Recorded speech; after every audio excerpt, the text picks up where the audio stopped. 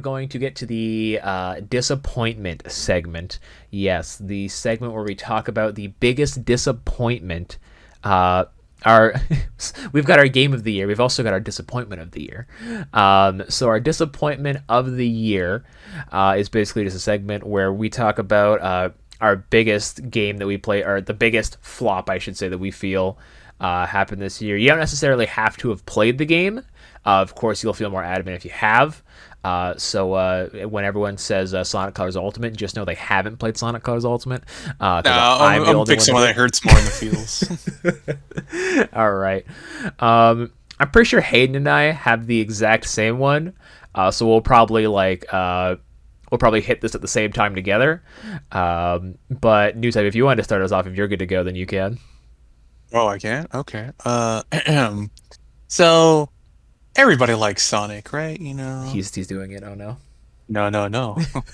So everyone likes Sonic Adventures, right? Everyone, or at least most people agree. Yeah, it was a fantastic game. Man, it would be great if we had like another Sonic game. Whatever happened to that guy? You know, he made like Nights of the Dream 2. We loved that game. Whatever we like. Oh, I know what you're saying. Oh, what if we tried to combine the two? Oh, no, I forgot about this. So my disappointment for the year is actually Balan Wonderworld. Oh no, I forgot that game came out. So everyone was actually kind of looking forward to this, since like the trailer artistically looks fun and it has everything everyone wanted. But then once everyone actually played the demo, everyone's like, "What the fuck is this hot garbage?" It's like, don't worry, they'll usually fix it and post. That never happens. And what we got was just a very, I guess, clunky, artsy game that eventually 5 years down the line, people are going to be like, "It wasn't that bad, guys. You just don't understand it." That game is an $80 seizure inducer. That was $80? It was full price. Okay, yeah, that'll definitely make it my biggest disappointment of the year. Just for the $80 alone and everything else added to it. Dude, I'm kind of rethinking mine now, because I'm like, damn, Balan came out this year. I'm going to stick with my answer, but that was a flop. Oh my gosh, they never patched it either. I think the Switch version like Square had like a lot of hits this year too, and this is probably like their biggest flop in, I would say, in a couple years. Do you guys feel like Square Enix Japan makes like really like quality games like FF7 Remake, the Dragon Quest games, like all that, and then Square Enix North America just hemorrhages all that money with stuff like Just Cause, Balan Wonderworld, Avengers? Like, it is a vicious cycle of how is this company still alive?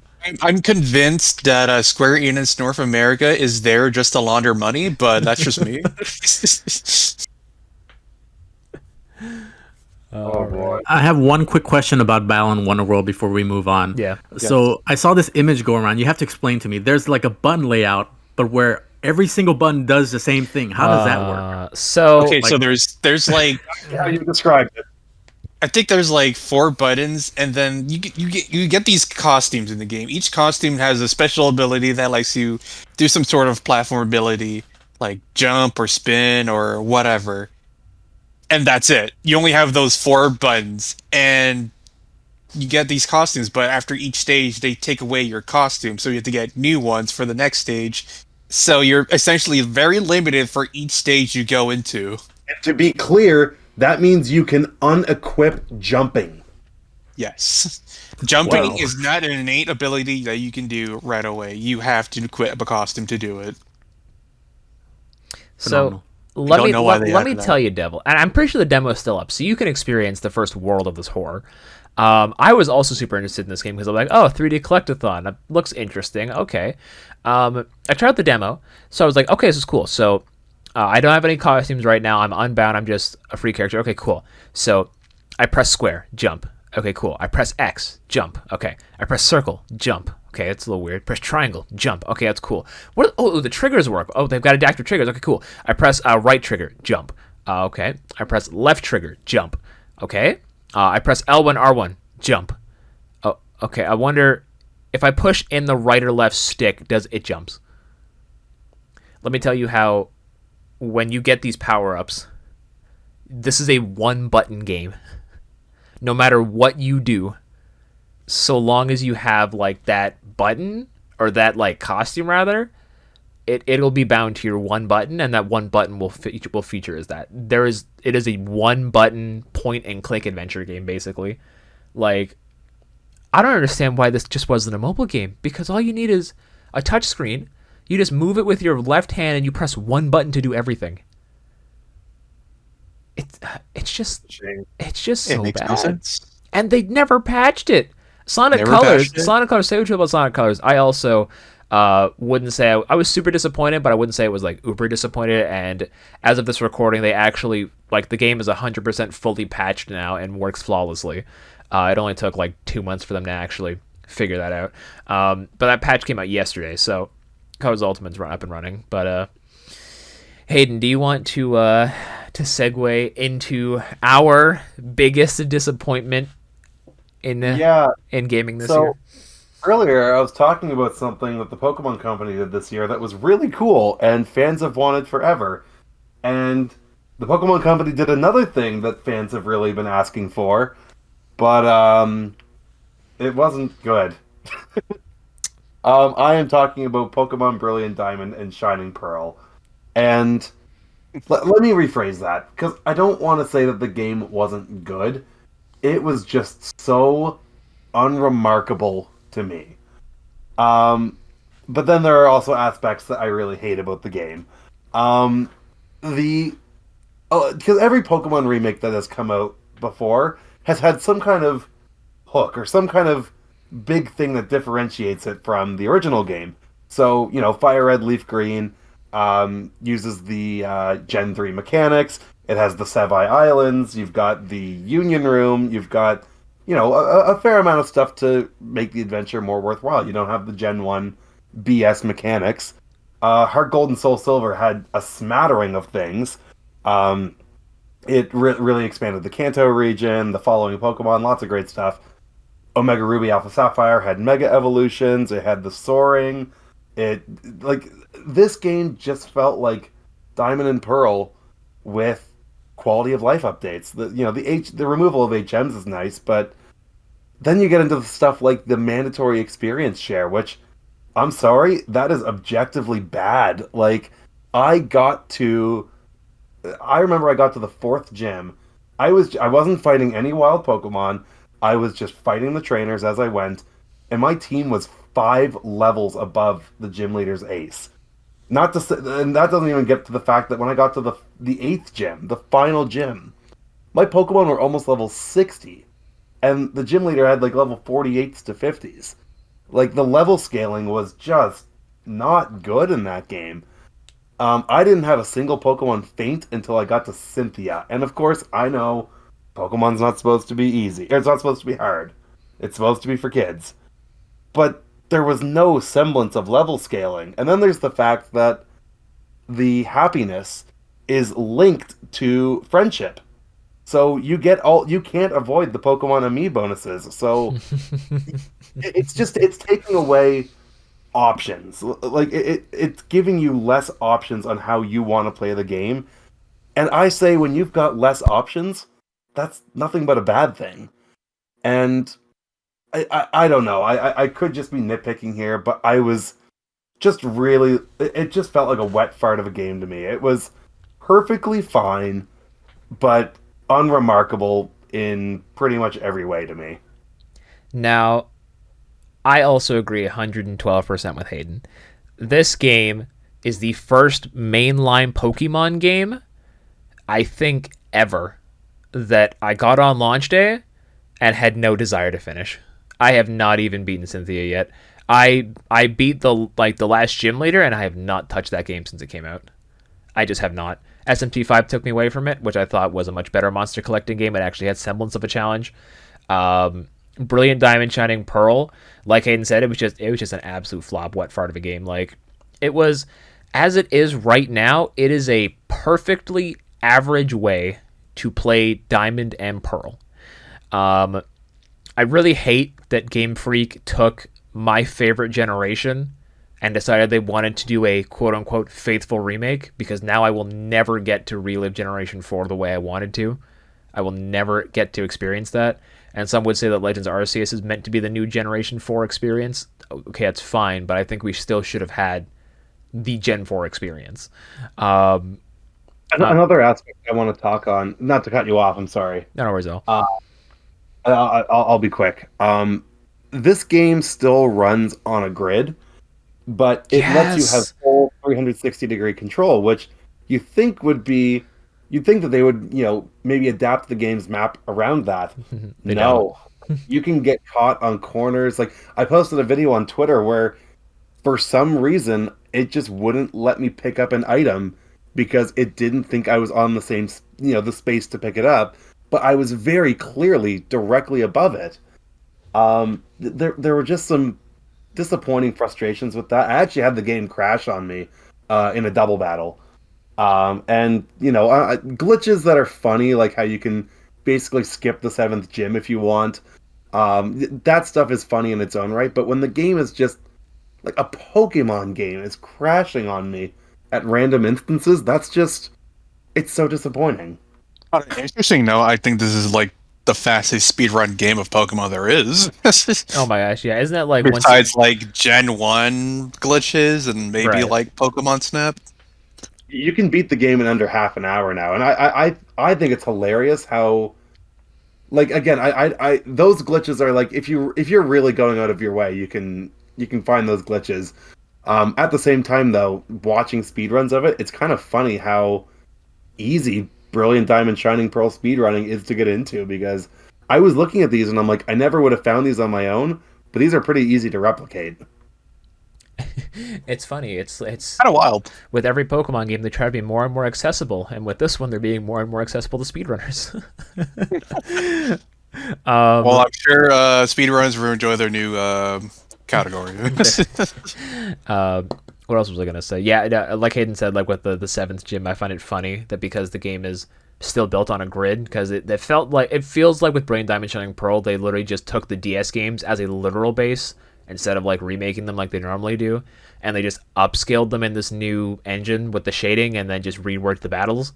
But when you go to Candace's gym, you can basically, if you just stand right underneath her, and you keep spamming trying to run up the wall at a diagonal, eventually the game will glitch and it will send you at a diagonal up there, and you'll be able to skip the entire gym.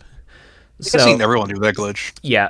I follow the trainers just because I was switching out my Pokemon religiously to try and stay in level. So by this point in the gym, I was actually underleveled. So I just was fighting the trainers for money and just XP to fill up my Pokedex. And then I was like, I have to go heal. So I went back to heal. I came back and I was like, I don't want to do that puzzle looking. Can I just? And I went, oh, I can. So I did it that way. And the biggest gripe, the biggest thing, at least for me, when I go back to play Generation 1, it's typically Fire Red, Leaf Green, unless I'm doing like a specific Generation 1 Game Boy Color run for some reason. When I go back to Generation 2, it is definitely Heart Gold or Soul Silver. When I go back to Generation 3, it is not Emerald that I play, it is Omega Ruby or Alpha Sapphire. But with Brilliant Diamond Shining Pearl, I still think Platinum is the best Generation 4 game, or the best Sinnoh game, rather. I agree. Because the thing is that Omega Ruby Alpha Sapphire, they had elements of Platinum in it. They had those quality of life changes that Platinum introduced. By just upscaling the DS or like the DS versions of Diamond and Pearl with Brilliant Diamond Shining Pearl, they've effectively made an inferior version of the Sinnoh region. Yes. Because Platinum fixed the fire types, and I mean, BDSP kind of has fixed it as well with the Grand Underground, adding in more ones you can get there. I guess you could give it that. But even like the leveling and the trainer diversity, why am I fighting trainers with like Wurmples, like Team Galactic Wurmples at Spear Pillar? This is right before the legend. Why are you not evolved? I don't understand why, like... And I mean, at the end of the day, we're raising our fist and screaming at the sky, basically, because Game Freak has made... the Pokemon franchise as a whole has made more money than Harry Potter, Star Wars, and Marvel put together. So there is, at this point, there is nothing fans can do. Like, say what you go about boycotting games, it will not matter. No matter how much you yourself boycott games, this will not affect Pokemon as a whole. They're going to keep putting out these games, and honestly, I'm starting to feel like maybe my time with Pokemon is slowly starting to come to an end, just because I feel like Brilliant Diamond Shining Pearl was such a disconnect for me that I'm really hoping Legends Arceus can hook me back, because if mainline Generation 9, like if they do like faithful remakes for Black and White, I just might not be interested as a whole. Yep. I'm with you. Which sucks because I love Pokemon, but I guess you can't stick with your favorite gaming series forever. That being said, I'll still be a Sonic fan forever. They have my money for the rest of my life. It's in my blood.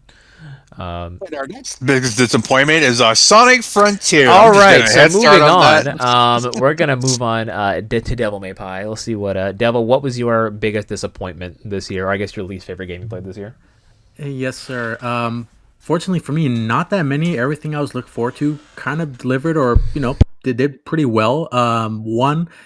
When we look back of the year 2021, and when we go down the list of disappointing games, none other will pop up on the list than the atrocity that was the Grand Theft Auto Trilogy remaster. That's still no physical release. They delayed that, but it's been spotted in the wild. I don't know what's up with that, but fortunate for me, I did not have to pay for it. Thanks to Game Pass, I was able to try out San Andreas for free. And although it was not, wasn't unplayable, it was playable. This game just for a simple PS2 game, like, why is it so hard, right? Like, why is it so hard to port a 2002, 2004 game almost 20 years later, 2 generations later, and still have all these issues that weren't there before? All these bugs we're seeing now was not present in the original games. And why is it that on my next gen system, on Series S, X, or PS5, why do I have to pick between a fidelity and performance mode? Why is it still running at 30 frames on a PlayStation 5? What? Why do I have to choose? I mean, for Switch, I know that's gonna be rough, and from what I've seen, it's really rough. Very rough. Yeah, it's just unexcusable. And the amount of money Rockstar makes, we all know how much GTA 5 sold. It's still selling. It's still top 5, top 10 every single month. So they didn't even make this themselves. They outsourced this to some development team called Grove Street Games, which you never heard of. Oh, wait, they did? I didn't know about that. No, they didn't make it in-house. They outsourced it, pretty much. Yeah. Of course they did. I find kind of funny about this too is that Rockstar, soon after the game released and the glitches were very apparent, they came up with a statement and said, like, it was some PR nonsense about how it didn't meet this did not meet our standard of approval, and had we known that this was the case, then we wouldn't have released it. And I'm like, bullshit, you didn't know about this. There is no way that you did not know the state of your Grand Theft Auto collection. There is no way. It is very clear that this was a quick cash grab sort of situation, and they are getting blasted for it. If they didn't know, how come we got 0 reviews from any outlets till after release? If they didn't know, how come we did not see one single proper gameplay footage till I saw it on Twitter the day it came out? Like, of course they knew. Those fuckers. Oh, yeah. Also, I just found out the physical copies, like, there are native PS5 versions. If you get the PS4 disc, you pop it in, it won't even download the PS5 patch. Nope. Sure won't. Yeah. Oh my gosh. That's another big flop this year. Oh my gosh. Oh my gosh. You guys think they started development on the game a week before they put the trailer out? Didn't they like say, like, oh, for those people who like pre-order or whatever, they get like they get the original, like, San Andreas and 3 or whatever for like free? Is that what they said, or is that what they did? Wasn't that something they did? I think that's the PC solve. I think they gave you the original version. Oh, yeah, So here's another wrinkle to this, in case no one knew about this. The PC version was unplayable, and you couldn't download it for the first like week of the game being out. Like, you would go to Rockstar, like, you buy it through Steam, it would open Rockstar's launcher, and it would say unavailable. You couldn't download it. So as a that's fix, right. As a for fix, those who were like bought it, they weren't being able to play because they took it down because it was such an unplayable like state. Yep, and then Rockstar gave them the original Steam versions for free. Yeah. But say, yeah, oh, you can't play the remake. Play the PS2 version. Here you go. And man. it's crazy because Rockstar probably knows that GTA as a franchise is kind of like Pokemon. By this point, they can't really. I think GTA has more room to fail, or has less room to fail than Pokemon, because Pokemon's a monolith, appeals to everybody. At the end of the day, people could probably just always go back to GTA 5 if they want to. I feel like Rockstar really should have given this game more time to develop. But of course, it seems like every year, closer and closer, whenever we see games come out near the holiday season, it feels like 6 out of 10 games, or maybe like 4 out of 10 games that release during the holiday season have had crunch, have been rushed, and are literally being rushed to market for the holiday season and are going to come out a rigid mess. Cyberpunk was already a That was a mess in a long haul. it was. I mean, I'm sure it's more stable now. I can't say if there's any more bugs in it, but yeah, that was pretty messy when it came out. Cyberpunk's big thing was they got too ambitious and they should have canceled the PlayStation 4 and Xbox One versions of the game, because I played it on PS5 and it ran perfectly fine. I played it on PC as well, it ran perfectly fine. You tried to play it on an Xbox or a PS4, it's like playing Age of Calamity on the Switch. It just ran like doo-doo butt cakes.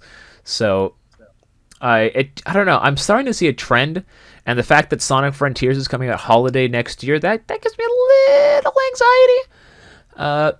Because it seems like holiday games that come out are kind of just, even with Brilliant Diamond Shining Pearl. I mean, I don't know if that game was rushed. It's a Pokemon game. I don't really think Pokemon has ever been considered a rushed franchise, even though their games are. The games have to stay up to date with the show, I think, so they might rush it, I think. The problem with Pokemon, and not to go too long on this, is that it's not just a video game franchise, it's a media empire. So you've got anime that's tied into this. You've got merchandise, the trading card game, mobile games that all depend on the mainline game's release. So yeah, it's not a sense of Game Freak or the Pokemon Company being lazy about it. It's that, well, you could argue it, but they need to get these games out at a certain time so that other, contractors and companies and third parties, investors and stockholders, can stay on track with their production lines. So it's definitely something that is working against the mainline Pokemon franchise. Yeah, that's kind of what goes on there. Yeah, no, the culture of today's gaming climate is really release first, patch later. Yep. Which is very disappointing. But stuff, guys? What's that? Shall we move on to some more positive games? Yes. Devil, I think you got your point across with the GTA. Yeah, was there anything else you wanted to say? Yeah, no, that's pretty much it. I'm sure there's other, problems that we don't even know yet, but I'm saving my money for now. I still want to play them because I love Vice City. I love all their games, but yeah, it needs a lot of work, man. It's for such a beloved set of games and historic games, that makes them Rockstar what they are today. I wish they gave a shit. For what it's worth, I'm playing San Andreas on Game Pass, and they did patch the rain. If you guys know about rain, looks terrible. Yeah, if you guys know, the rain looked bad. But in San Andreas, at least on San Andreas, rain looked bad. It looked like it was raining milk. Like it was very thick and white, and you couldn't see anything, and it would give you a headache just looking at it. Just look it up. It wasn't good. But I think they. Oh, and it also went through solid objects. So if you were in a building at the gym or getting a haircut, you would still be getting milked on. Like it was, yeah. But moving on to a more positive topic is our number twos. I will be starting us off here. My number 2 game this year is going to be, drumroll, I'm hitting my thighs. It's going to be Super Robot Wars 30. Now let me tell you that's guys. my number 2 Let as me well. tell you guys, and then Newtype will echo in after this. Let me tell you guys about Super Robot Wars 30. All right, Super Robot Wars 30 is the best strategy game you have never heard of. All right, you like Fire Emblem, you like Pokemon Conquest, you like Advance Wars and Wargroove. Let me tell you how you are not playing Super Robot Wars, and you should be. Super Robot Wars debuted all the way back on the Game Boy. It was just the Game Boy or Game Boy Color? It was just the Game Boy. Just the Game Boy. Back in the day, Super Robot Wars is a series that was originally made up of mecha anime known as Mazinger, Get a Robo, and this little this little show known as Gundam. And from there, the series has expanded into there's basically a Super Robot Wars game across like every console now, outside of the Xbox One and the Wii U, I think. They've even got stuff like on the Wonder Swan, and like it's like when I say Super Robot Wars is on like everything, I mean it is literally on everything. I debuted the series, or I started the series on the Game Boy Advance. I put Super Robot Wars OG 1 and 2, which I highly recommend as a starting point. They're fully translated in English. Highly recommend you go play them. What makes Super Robot Wars so special is that it's a series that really is more or less borderline impossible to ever happen in the West. With licensing fees and stuff, how things are now. The most recent one, Super Robot Wars 30, is actually the first ever Super Robot Wars anime game to be officially localized. The ones I had mentioned previously, Super Robot Wars OG 1 and 2, were officially localized by Atlus, the people who made Persona, Shin Megami Tensei, back on the Game Boy Advance. But the thing is, with those games, they're called the original timeline games because they don't use any mecha anime. They use strictly original characters from the Super Robot Wars franchise. So that's why it's a really good starting point. Now, let me catch my breath really quick so I can breathe.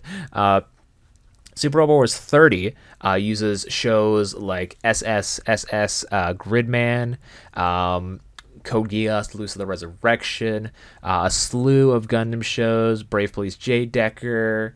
In the recently DLC, we got Sakura Wars, if you guys are big fans of Sakura Wars, and stuff like that. So it is, in essence, imagine Fire Emblem, but every time you hit an attack, instead of the attack lasting like 4 seconds where your character runs up and smacks somebody, it is like you're watching an episode out of the anime. The attack is fully animated, fully like hand-drawn. It is just gorgeous. Just look up Super Robot Wars. I would put it in the video, but with how this game is, my video would get struck with some sort of copyright and then be blocked in Japan. So I'm probably just might put up a picture here. It is a game that I love dearly. I played this game as soon as it dropped on Steam, and we streamed that game for quite some time. That's another game that I played basically for like a month, more or less straight. This game is different from other games in the Super Robot Wars series because it is kind of open world in a sense. After the 4th chapter, you can basically go anywhere you want in the Earth sphere or Space sphere, and you can, depending on where you go, depends on what units you get, what anime you interact with, how the story unfolds, that sort of thing. Whereas traditional Super Robot Wars games are just like Fire Emblem, just chapter to chapter in a very linear line, which isn't bad. But I will pass it over to Newtype because I am losing my breath, and I think he also has some stuff he'd like to say about the series as well. Series is basically like the best fan fiction you'll ever read. You know this fan fiction you read where like, oh, Naruto meets Goku and they team up and just do this and that. But then you find out that that thing you like sucked. Jump Force, actually. But, you know, this is actually good. It's actually good writing. All the characters you love to see doing the things they do best. And honestly, it's just... yeah, it's just, like, really well written. And, honestly, for 30, it's kind of easy, unless you start out like me on extremely hard mode and just because I'm a sadist. And, honestly, and then just enjoy it. Blake pretty much said everything I wanted to say, so it's kind of hard to add in things to say other than you should play it and support the official release. It's on Steam and PlayStation 4, and is it on Xbox? 30 isn't. The thing is, though, it's only officially localized on Steam. You guys can play it on PS4, PS5, Switch, but you have to import the English Southeast Asian version through PlayAsia. But yes, Blake pretty much said everything I wanted to say, and yeah, just support the official release. It's the best crossover anime game you'll ever play, bar none. That is not a joke. Yeah, I gotta say, I'm not a strategy game guy myself, but I saw this all over Blake's Twitter for like a month straight, so it was very clear that he loved this game, and I'm glad it turned out as good as it did. Oh, the franchise is super great. absolutely. Yeah, like Newtype really said that I didn't mention before. What really hits home with the Super Robot Wars series is that you play a game like Jump Force or J Stars or whatnot, and you expect just like a kind of trashy crossover story. You're like, okay, these interactions probably won't be that great, but they'll just kind of like does kind of happen. With Super Robot Wars, the narrative is what chooses what series get into there. Yeah, imagine like the story and like all the build up and like let's say like Jump Force did like an actual story with like actual like in depth. Imagine like I don't know Yugi Moto going up to Madara and saying some like actual shit about like his entire methods and stuff like that. Yeah, exactly. Or like Goku fighting freaking shit. What's a good example? I was say fighting Blackbeard from One Piece, just because he wants to have a fight with someone strong. Like it's they take the characters and they don't make them do things out of character. Like it's not like fan fiction in the sense where it's like oh these characters are gonna start fucking now. No, it's not like super out of character for them. Like it is written as if these shows happened at the exact same time, which is what is so cool is to see the different shows. And people that don't play the games will often say as an excuse not to play, they'll say I don't know the anime that are in here, so I don't want I wouldn't get a lot out of it. And honestly, I disagree completely because I'm playing through Super Robot Wars Alpha 1 right now on the PS1, and I know very little about like a good like I'd say 40 to 50% of the anime in here, and that makes it so good because it's so fresh. You don't know what to expect, and then once you experience these anime and other SRW games, if you play them, then you can kind of see how they change the story here, how things change here, how they turn the claw from Gunnex Sword into an alien. Like it's there is so much that just happens with Super Robot Wars, and I'm sure we've lost all of our listeners now, so we're going to turn it over to Hayden. But at the end of the day, guys, I'm telling you right now, if you guys play Super Robot Wars 30, tweet at me right now, bro. Comment in the section down below. Let me know Super Robot Wars 30 is great. We've rambled enough. Hayden, take it away, bro. What's your number 2? So I kind of went back and forth a little bit on my 1 and 2, and as soon as I say my number 2, I think my number 1 is going to be kind of obvious. But the PlayStation 5 got some games this year. We talked about Returnal earlier, and I have got to talk about this PS5 exclusive, Ratchet and Clank Rift Apart. Ooh. This game. So, full disclosure, I've never played a Ratchet and Clank game before. Not until this, and now I've gone back and I've played the 2016 remake, and I want to play more of this series. But man, this game, like, I only bought it because I just like it really looked like a showcase of what the PS5 could do, graphically, performance-wise, that kind of stuff. And it's so much more than that. Like, yes, the graphics you feel like you're literally playing a Pixar movie. Like, it is indistinguishable from a Pixar movie in terms of, and I'm not talking about like CG cutscenes. I'm talking about in-game, in-engine cutscenes. These look as good as a Pixar movie. They are phenomenally animated. But then getting to the actual performance of the game, like, not once did I see a frame drop, did I see pop in, like, nothing like that. Insomniac has absolutely nailed this game in terms of performance. And as a little side note, they have made it very clear that there was no crunch with this game. All of the employees worked very healthy 40-hour weeks, which was really nice to see. It makes me feel a lot better about playing this game. The controls, though, like the way that this game uses the DualSense controller is, it's rock solid. Like the I forget what it's called, but the shotgun, it shoots 2 bullets, but then you can upgrade it to shoot 3, and you can just feel that like ba-bump, ba-bump, ba-bump in the controller. It feels like you're actually handling the actual weapons. And then the story, the story is really, it captures a lot of the themes around self-doubt, and just, believing in yourself, which It sounds really corny, but I promise you, this game does an amazing job at tugging at your heartstrings and really. I really was sucked in by the story and the new characters, Rivet and Kit, who of course are the parallels of Ratchet and Clank. They need their own game. They are just fantastic characters. Oh, I could go on and on about this game. It really, really was a perfect package.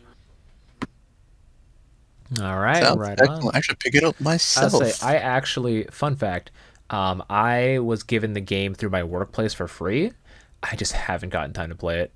I know I love the Ratchet and Clank series, and I kind of want to go back. I have the PS3 collection of the games, so I really don't have an excuse not to play them. I just haven't played them. The only Ratchet and Clank game that I actually played growing up was Up Your Arsenal. I played the multiplayer for that, and Deadlocked. Deadlocked was good. I really liked Deadlocked. I played the hell out of that game. That game was so much fun on PS2. Is there? I don't think there is a single bad Ratchet and Clank game. No, From what I've heard, very consistent series. I think Super Insomniac consistent. as a company in general has a pretty good track record because they also made Infamous, right? Yes, then they Yeah. did the Spider-Man games, which Spider-Man were, games, yep. were great. Oh, they're making a Wolverine game now. Yeah, I don't think Insomniac has had like a bad track I record. wouldn't say they haven't had a bad game because I honestly can't think of their entire listing, but they're surprisily very consistent. Watch someone in the comment section right now. Infamous was actually Sucker Punch, but Insomniac that's right. did make this. They did make Spyro games on the PS1. Yeah. That's right. Okay, no, Sucker Punch. Right. I was thinking of Ghost of Tsushima. No. He's right. Okay, no, that makes sense. Yeah, They're usually very consistent. All And I'm right. glad they're still making bangers. Same. They're called Insomniac because they don't sleep because they don't stop making games. It's crazy. Hell yeah. All right, Devil. What is your number two? Or sorry, what is your next game on your list? Yes, my number 2, which could be my number 3 or my number 1, still deciding on that. And that is another JRPG. We have Tales of Arise, which I played on PlayStation 5. Just like with SMT5, waited quite a bit for this one. I don't remember when it was announced, but this has been the longest I can remember without like a Tales of game coming out every year. Because back in the PS3 generation, they kind of held down the JRPG fort. I kind of thought PS3 was kind of like the dark ages for JRPGs. There were a lot of good titles, but like it's not flourishing as it is now. And I think the Tales of series definitely hold that generation down, and it felt like almost one every year to the point where it kind of got like kind of stagnant and boring. So it was nice to see them take a break. And I was hyped for this for quite a while. And yeah, I mean, for the most part, it delivered for me. Like for a game, for JRPG, it checks all the right boxes. One of my favorite casts in the series, smaller cast, but all super likable. Great chemistry and banter. Performance, I played the dub. Really great voice acting in there. Combat, super smooth and fluid. Of course, on PS5, running at 60 frames, runs buttery smooth. Only few negatives I have are with the game's economy, certain mechanics, some balance issues here and there. I played a game, pretty completionist style. I search everything, found all the treasures, so I didn't have a lot of money issues, but I did understand a lot of complaints people had. But all those are very few and far between for me, and did not hamper my experience at all. Story wise, I really enjoyed. Takes a bit of a stumble towards the end. It gets to the anime JRPG trope of like, here's a 2-hour exposition dump. There you go. I'm a Trails fan, so I'm used to that. Didn't really bother me, but it did nail the landing. I love the ending, and it was the only game this year that got me pretty choked up at points, and had some manly tears with some of the moments there and the performance of certain characters, and because of that, I'm usually a softie in games, but for a game to move me emotionally and have me give an emotional response, I admire games that can do that. So for that, it gets extra points. But for any JRPG fan, you never played a Tales of game, I can easily recommend it. Looks beautiful, like probably one of the best looking JRPGs on a system. And I just had a blast whole way through all 60, 70 hours. And I can't wait back to jump in and play some more post game content. So for any JRPG fan, I can highly recommend it. All right. Yeah. Right on. Yeah.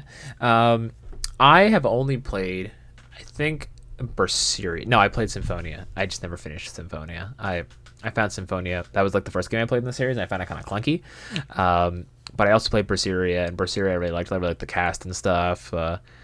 Never got around to finishing that one. I got to the last dungeon, and I think other things came out. But I also have Vesperia Definitive, so I might get around to Arise at some point. I've heard Arise can be a little predatory with some of the microtransactions it has in the game. So I'm a little on the fence from what I've heard from other people in my circle that have talked about it. But hopefully future Tales games are just as quality, we'll say. For sure. But yeah, that was Devil's Game of the Year. No, I'm kidding. Could be. All right. So, boys, the only thing we have left to talk about is our favorite game to come out of 2021. Is there anyone that wants to start first, or do you guys want me to start with mine first?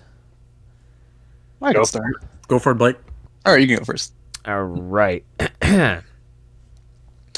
So, if you guys listen to the HPMP podcast, you know what's about to come.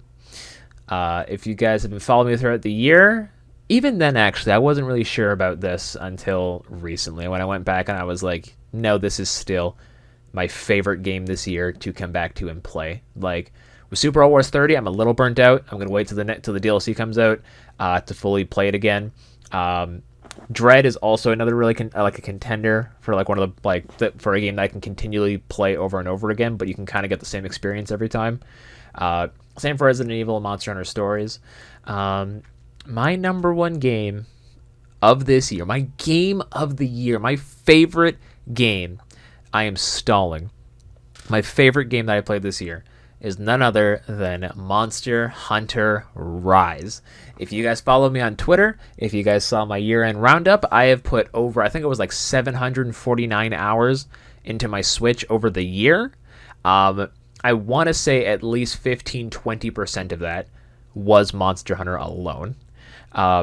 Monster Hunter is a series that I only recently started becoming a fan of. I say recently, it was like 2016, 2017 is when I got into the series, and from then, I've just been a diehard fan. I've been playing all the games they've been releasing, including stories now as well, and I've just been adoring the series. Rise is a fantastic entry point, one of the best-looking games on the Switch, such a good game. It actually came out on my birthday this year, and that was just a creme de la creme. It was fantastic. I absolutely acknowledge that the game did have some flaws at launch. Like, for those who don't know, Monster Hunter Rise launched in March, but the actual post-game, like the end-game content, the actual true ending to the game didn't come out until May.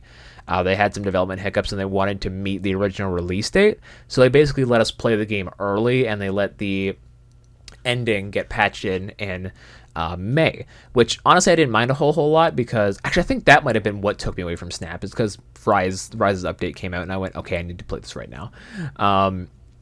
And a lot of people at launch kind of had an issue. They were saying that like the Elder Dragons weren't in the game and the final boss was in the game felt incomplete.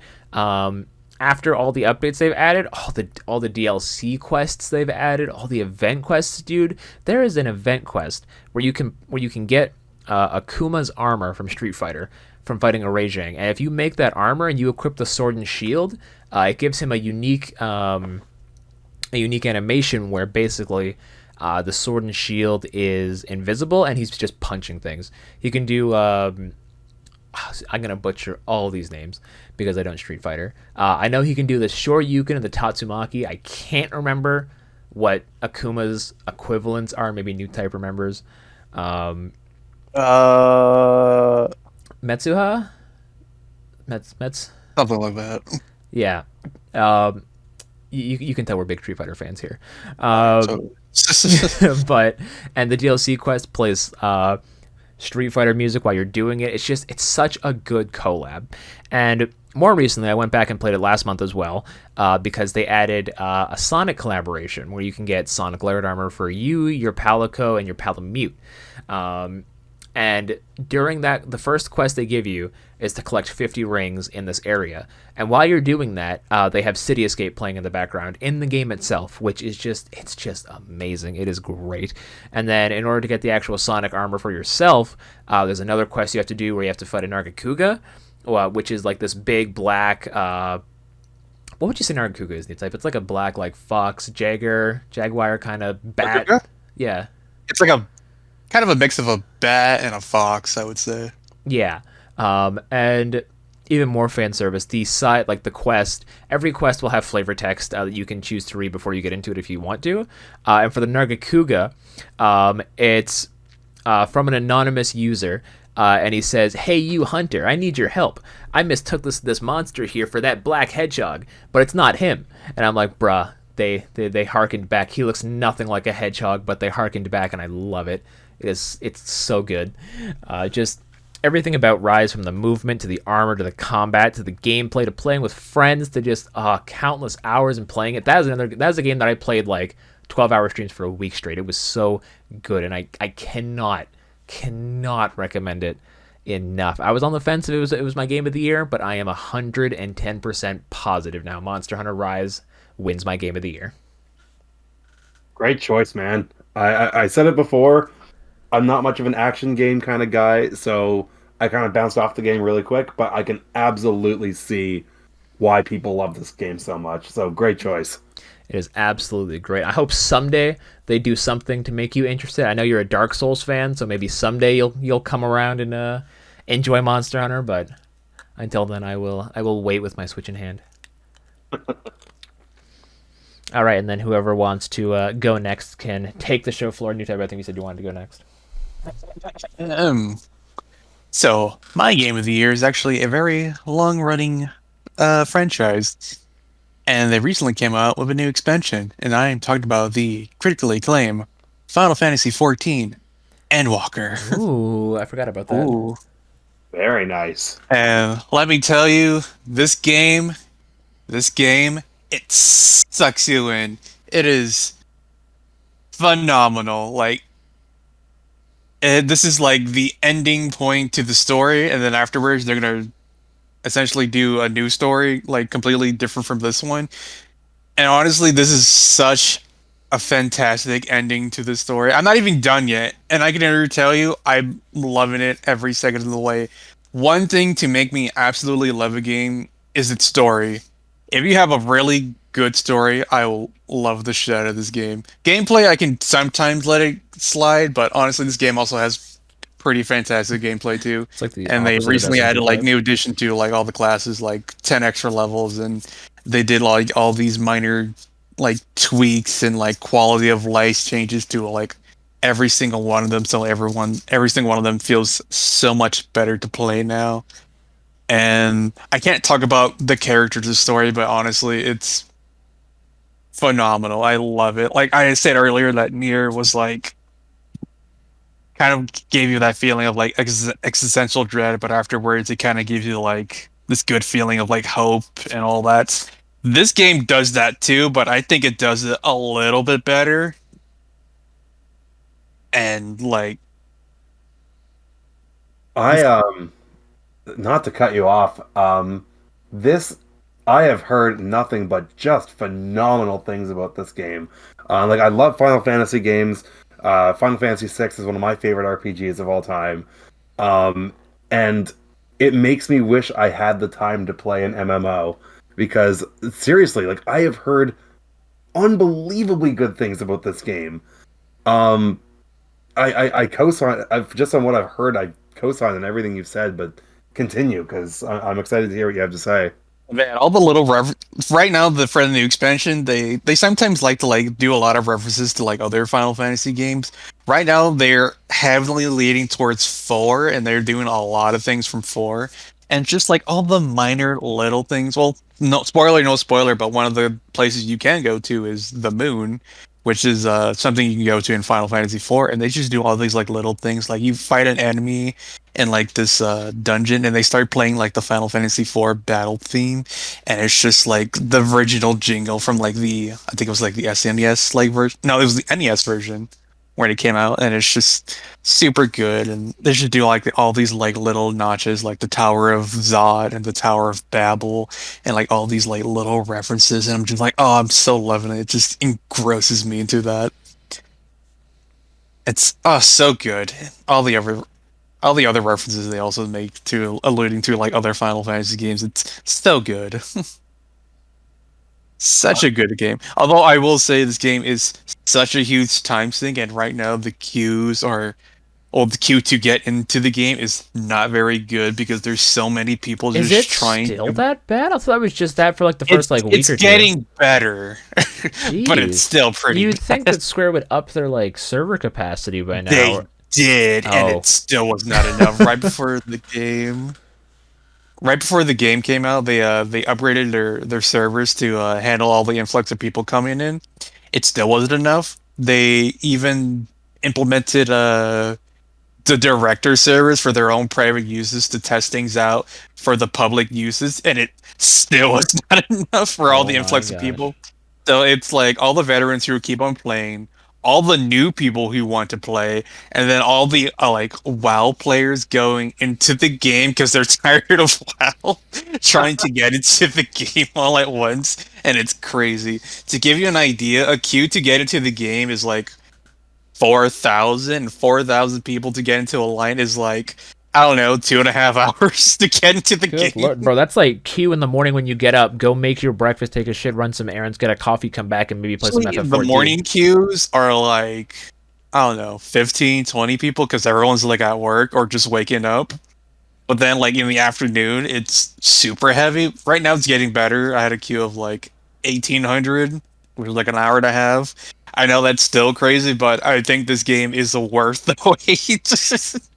And And it eats into my I don't have time for an MMO, and that is a big part of it. it is a huge time sink. It'll probably take you months just to like actually catch up to the point where I'm at. So I heard it. I don't know if it's true. I saw on Twitter they actually took it down Steam, or you can't even buy the game. It's like the game is so successful they can't sell you any more copies till they fix it. I don't think know if that that's happened true. at one point. Yeah, they like actually stopped selling it for Maybe FF14 is Actually, what's one thing making they them the money actually now. did do for the queue is that one of the popular memes that people like to shove around is that you can play like level 60 up to like the first expansion. And they're like, sorry, free trial players, but you can't enter right now. All the paid players get privileges right now. I mean, it makes sense, but like, damn. Damn, like, but that also sings praises to how successful and like entertaining this game is, because it is honestly phenomenal, and I'm glad to be playing it. And that's all I have to say, because characters and stories would be major spoilers, and I cannot even delve into that. Oh my, it just sounds so good. I gotta get back to 14 because I every time I try and get back into FF14, like I just need. Everyone tells me I just need to blaze through Realm Reborn because Realm Reborn is absolute trash in comparison to My literally honest everything opinion else. is to ignore everyone and take it at your own pace. I found a Realm Reborn to be a good starting point to the game, and then Heaven's Ward is honestly probably no, I would say at this point the third best expansion. And it used to be everyone's like number one too, so that tells you how great the other expansions are. Because so after you finish Realm Reborn, that's Heaven's Sword, Stormblood, Heaven's Sword, Stormblood, Shadowbringers, Shadowbringers, and then and then Endwalker. jeez. And I'm also on the fence because earlier this year I also played FF7, the original, for the first time, so I'm slowly like popping that FF cherry. And I've heard people have said like you can play FF14 on your own; it's pretty self-contained. But at the same time, it's like, but there's so many cool references to other Final Fantasy There games. are a lot of phenomenal references, and it's like, and I'm just here like geeking out at every one of them. I mean, I know FF14's not going anywhere quickly, so I'm like, maybe I should just hunker down. And I have Final Fantasy 1 through 6 on my Vita. I've got the PSP versions. I just need to just hunker down and get them through. But When you're at work, I guess you could just play through them. that too, yeah. No, I heard that it's not even like Final Fantasy games are super long. Like the original ones I heard weren't too bad, like 20-30 hours give or take. The first one's like, I don't know, 20 hours maybe. Yeah. I think like the first three are like 20 hours each, honestly. The first one has a really stupid level spike at the end. Yeah, it does. The game, but that's NES for you. I would say 3 probably has the worst final levels. but that's a discussion for another day. I was gonna say it'd be cool if they like did some sort of remaster for them, a pixel remaster. Pixel remaster. That'd be neat. Not exactly what people wanted, but I guess. Well, if Newtype is done, Hayden, you are free to talk about your favorite game this year. I dread to think about what it could be. Well, Blake, you talked about it earlier, but I have some thoughts of my own. And this is probably a top 10 game of all time for me. The Metroid series is the 2D Metroid games specifically have been really special to me. Super Metroid, when I first played that a long ass time ago, it blew my mind wide open of what a video game could be. Like just with Super Metroid being my first experience with the 2D Metroid games, just the sense of atmosphere and just how big the planet was. Really, what can I say about Super Metroid that hasn't been said already? But I've been playing these 2D Metroid games over and over for years and years. Metroid Fusion was the last one. I mean, yeah, you got Zero Mission and Samus Returns along the way, but in the story, canonically, Metroid Fusion was the last time we saw Samus in action. And that was in 2002.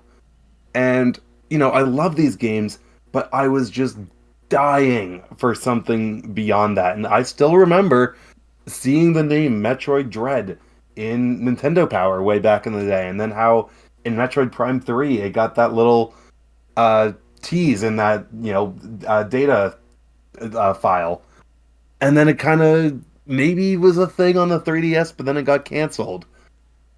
And when something like that happens, when a game has that kind of tumultuous development cycle, I think if it ever comes out, it's not going to be good. But my God, Mercury, Steam, and Nintendo just nailed this game. Like, I genuinely don't have a complaint about this game.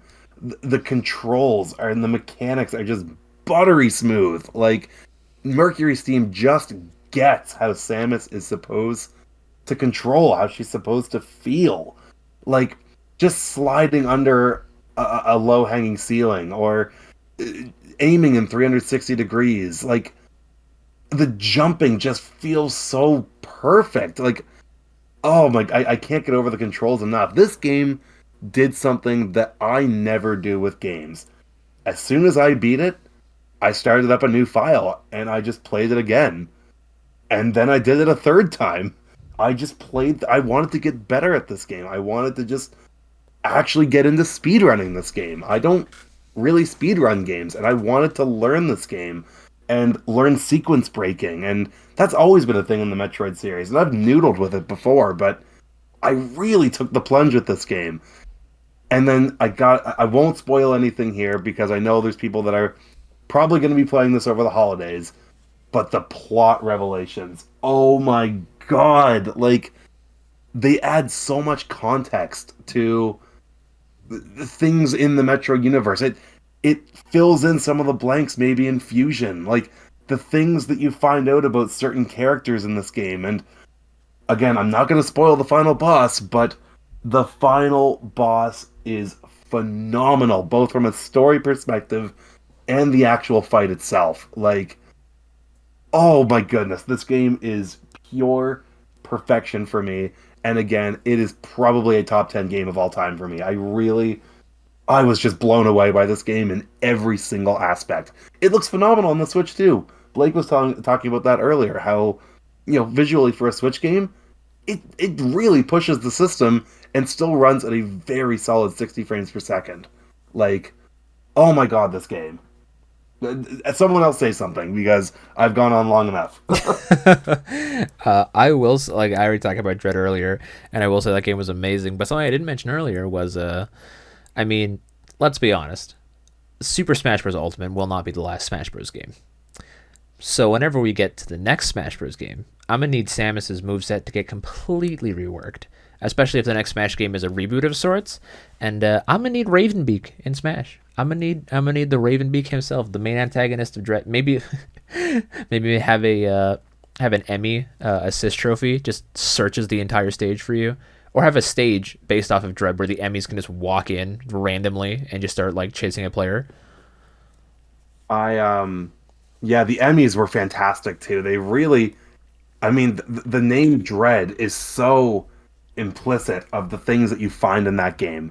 The Emmys really are terrifying, and like what I love too is that they nailed Samus's characterization here. Like you can tell she is like I've never felt so powerful yet so vulnerable because of course your powers get stripped away at the beginning of the game, but there is a very good reason for it. The game explains that why it happens, and but you can also tell that Samus is a very seasoned warrior here. She's done this before, and the moments where you really get to see Samus be Samus, oh, they're just perfect.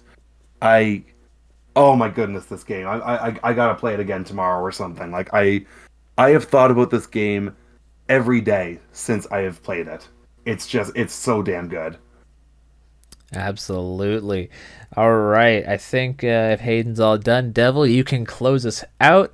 And I think Devil might have some other dreadful opinions to talk about. Yeah, this won't take long because I haven't mentioned the games you two have been talking so highly of, and that's also Metroid Dread.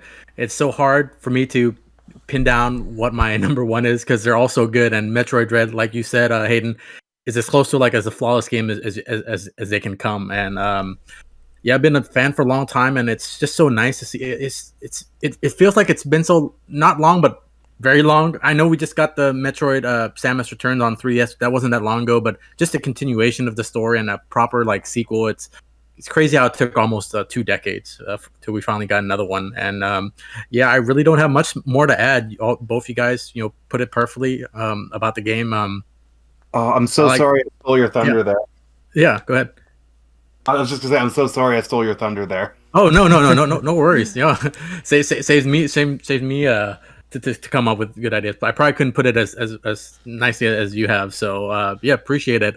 But the only thing I more like to add is like how well the level designs were. Like I think it's the first Metroid game where I've never really been lost ever. Like everything is put in the exact perfect spot. Like the unlocks, the upgrades that I kind of know where I need to go with without them like pointing it to me. So like I think that's a great feat of design.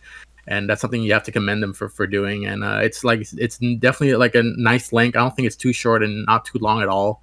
And yeah, I'm so excited for the next one. I hope they put it in Mercury Steam's hands again. And to be honest, I haven't caught up with the Prime trilogy yet, but I'm such a bigger fan of the 2D games.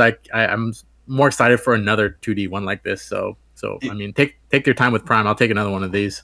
You really hit it on the head with the pacing there. Even in my first playthrough of the game, like I was taking my time, of course, because I wanted to find the collectibles and I just wanted to take it all in, but I never really felt lost because the planet of ZDR is just laid out brilliantly. Like, and then on my second and third playthroughs, I was just able to blast like I think I was about 9.5 hours to 100% the game on my first playthrough. I got all the items before I finished the final boss. My second playthrough, I didn't get all the items, of course, but my playtime was like maybe 3.5 hours, and then my third playthrough was like 2 hours and 45 minutes. Wow. Like, this game really just... It does such a good job at teaching you without actually teaching you. And the level design is such a big part of that. You totally hit it on the head there. Bruh, I kind of want to like boot up a new save file in Dread right now. Yeah, I want to play it. I want to play it now. Talking about it, I haven't done New Game Plus yet. That's what I want to do before I decide on this for sure game. I was playing through hard mode, and I just got to a part. I haven't gone back to it in a couple of weeks, but I kind of want to play it now. So good, so good. Well, I think that's basically it for all of us. I'm probably going to split this video into 2 parts where we do where the first part's going to be our 5, 4, and 3, and then I'll make this part our I'll start off with our biggest disappointment and then our top 2 games this year. Is what I'll probably end up doing because we went for 2 hours, which is awesome because we had so much to talk about. And honestly, if you think that 2021 was a dry year for gaming, that is 100% your opinion. You are entitled to it. You are wrong. 2021 was a very exceptional year for games. I played so many great games this year. A solid year for the PlayStation 5 and the Xbox. We didn't even honorable mentions. If anyone wants to shout any games really quick, I'll start. Forza Horizon 5, Halo Infinite, Ratchet and Clank, which I haven't played yet. What else came out this year? Final Fantasy VII Remake Intergrade, like Hayden had mentioned before. Sonic Colors Ultimate, which is in a playable status now. Super Monkey Ball Banana Mania, one of my favorite games to come out this year that I only didn't include because it's a remake, and I didn't want to include it because it wasn't 100% brand new. And I didn't feel like it'd be fair. It is so good. But if there's any games you guys want to shout out this year, just honorable mentions, go for it. Oh, sorry, you go. I heard Halo Infinite was pretty good. Halo Infinite's great. Really quick, I'll just rattle a few off. Cruisin' Blast. Oh, yes, Cruisin' Blast. Cruisin' Blast is very good. You should play it. Bowser's Fury. Really excited to see where Mario's going, if that's the future of Mario. Cyber Shadow. Really quick for anyone who doesn't know, Yacht Club Games, of course, who developed Shovel Knight, have gotten into the publishing business recently. And this game was made by one person, and then Yacht Club Games kind of brought it to the finish line. But it's a very awesome Ninja Gaiden style platformer, buttery smooth controls, excellent music. Cyber Shadow, it's great. And the final one that I think I want to shout out is Axiom Verge 2. Maybe not as good as the first one, but I really enjoyed the exploration, and the story was really had me interested. All right, Devil, were there any games you wanted to shout out this year? Yeah, I'll round up the rest of my top 10, and I think a few beyond. Won't go into too much. When you guys brought up Ratchet and Clank Rift Apart, definitely would be in my top 10. Great PlayStation exclusive and continuation of the Ratchet series. Really enjoyed that. Psychonauts 2. I really liked the first game on Xbox, and I'm glad after all these years we got a sequel, and it's really solid. People forget it's on PlayStation 2, but it almost felt like an Xbox exclusive with the marketing. But that's a very solid creative platformer. Forza Horizon 5, really another good Microsoft title. And Lost Judgment, a sequel to the RGG Studios game, Judgment. Really underappreciated, underrated game from the year. If you like your Yakuza-style games, definitely check this one and the first game out. And one more I'm playing currently, potentially could shoot right out to the top. No. Blake's beloved Guardians of the Freaking Galaxy. Gross. Let's go. Such great writing and humor. Gross. Yeah, it's Blake, if it comes to PS Plus or Game Pass, you got to just play for the first hour and let me know. Doesn't matter if you don't like the movies or the characters. Just trust me on this. You'll be surprised. He's Mario, Blake. Come on.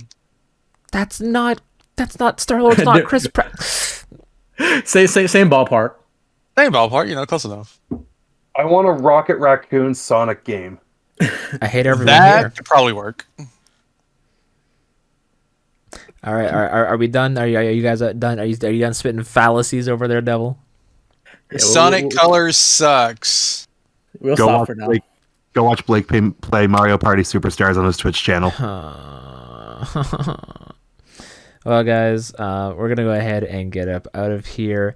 Really quick though, another game I just remembered that both Newtype and Devil forgot to even mention once that came out this year, despite the fact they're both big fans. So guys, what about that honorable mentions? What about that Nier Replicant, bruh? What happened to that? No one mentioned that. I can explain that. I mean, I haven't played it. That's you haven't about played it? Okay, never mind that. All right, Blake. I haven't played the original. I haven't played the Replicant. All right, Blake. Let me tell you something, right? Okay, I'm pretty. You know how I'm very specific with picking my game of the year. I'm still deciding right now, right? Well, I have to disqualify that, and that's because Nier Replicant and Nier, it's like my kid, my child, right? And I'm like a judge at a talent show, and my kid's in it, so I cannot be objective about it. So for that, I have to disqualify it, because if it is part of the discussion, it'll win every year because I'm such a Nier chill. So for that, I have to not included. But yeah, definitely play it if you haven't. Great game, and Tiny solid. for waifu of the year. All right, just making sure Devil's not asleep behind the wheel, because yes, Devil Oh, no. is a big Nier Replicant fan, or not Replicant, sorry, just a big Nier fan, a Yoko Taro fan, if you would. I made a Yoko Taro cosplay. Okay, I've Yes, never done cosplay yes. before. That was pretty cool cosplay though. Yeah, thank you. Yeah, all right. And I do think it is time to get up out of here, guys. A big thank you to everyone for coming out and listen. Like I said, guys, drop your top 5 games this year and your biggest disappointment this year in the comment section down below. You guys will find links to everyone's information down there. You'll find links to Devil's YouTube, his Twitter, his YouTube, where you find when you find out that, yes, DevilMayPie did spend $1,000 on an anime bunny suit figure. Let me tell you how you guys need to watch that video, because the ending may surprise you. And yeah, you'll find a link to that in the description. You'll find a link to Hayden's Twitter. He posts semi-funny content, and he keeps talking about Attack on Titan like it's the greatest thing since sliced bread. It is. And yeah, you'll find links to Newtype's Tumblr, where he posts all his Tumblr posts. And yeah, Newtype, you still have a Tumblr? Yeah, I go there on occasion. All right, cool. I'll link to his Tumblr down below. And of course, you guys know where you are. You're on West Town HD. This will be my last upload for the year, even though I kind of dropped off uploads after the Monkey Ball review. I kind of dropped off a little bit, but you know what? It's fine. I will potentially, I won't commit to it, I will potentially be uploading a Super Robot Wars 30 review once the new DLC drops this month, because I think they might wrap up DLC after that, potentially, or they're going to have an expansion next year if the leaks are real. Either way, I'm rambling, so expect more content coming in the year. Next year, hopefully, we'll be able to hit 300 subscribers. We're past that. We've already hit 500. It'll be nice if we could hit 1,000 next year. It's a very high number. I'm going to have to kick it in overtime for that to be possible, but I'm looking forward to it. And yeah, guys, we will catch you in the next video. Deuces, guys. Bye. Bye. Happy holidays.